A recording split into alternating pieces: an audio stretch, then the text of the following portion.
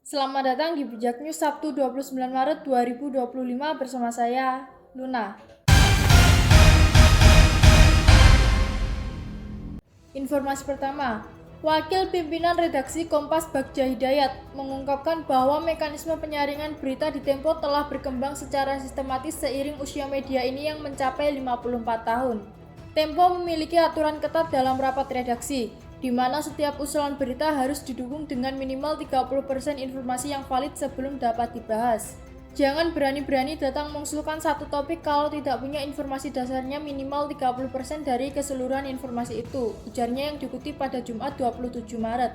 Bahkan pendiri Tempo, Gunawan Muhammad pun harus mengikuti aturan ini ketika mengusulkan suatu berita. Bagja menekankan bahwa tidak ada sistem titipan berita di Tempo.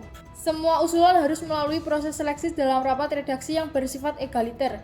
Rapat redaksi di Tempo itu tidak dipimpin oleh jabatan tertinggi, biasanya justru oleh jabatan terendah, supaya pemimpin tidak bisa semena-mena menentukan berita mana yang terbit atau ditolak.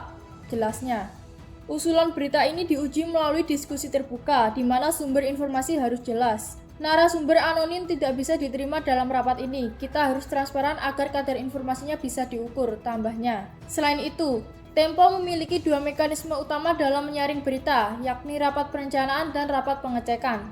Rapat perencanaan menentukan berita yang akan diliput, sementara rapat pengecekan memastikan bahwa semua informasi telah diverifikasi sebelum diterbitkan. Ketika berita masuk tahap akhir, informasi sudah hampir 100% lengkap karena semua pertanyaan dari rapat sebelumnya telah terjawab, imbuhnya. Informasi selanjutnya, PT Jasa Marga Trans Jawa Tol atau JTT mendukung perpanjangan kontraflow di KM 36-70 arah Cikampek Tol Jakarta Cikampek atas diskresi kepolisian Jumat 28 Maret. Selanjutnya, beralih ke hukum. Polisi menggelar rekonstruksi pembunuhan driver ojol Muhammad Arif Widodo alias Abib 43 tahun oleh temannya, Herdi Jatmika 39 tahun di Bekasi Timur. Seputar daerah, puncak arus mudik diprediksi terjadi hari ini dengan 24.000 kendaraan menyeberang. Total kendaraan, termasuk truk, mencapai 39.253 unit dan terus meningkat pada Jumat 28 Maret. Informasi luar negeri, Pemkot Kuantan, Malaysia mengambil langkah tegas menangani obesitas pegawai untuk mengatasinya. Pemkot menunjuk klinik kesehatan dan menutup lift 1 hari seminggu agar pegawai lebih aktif.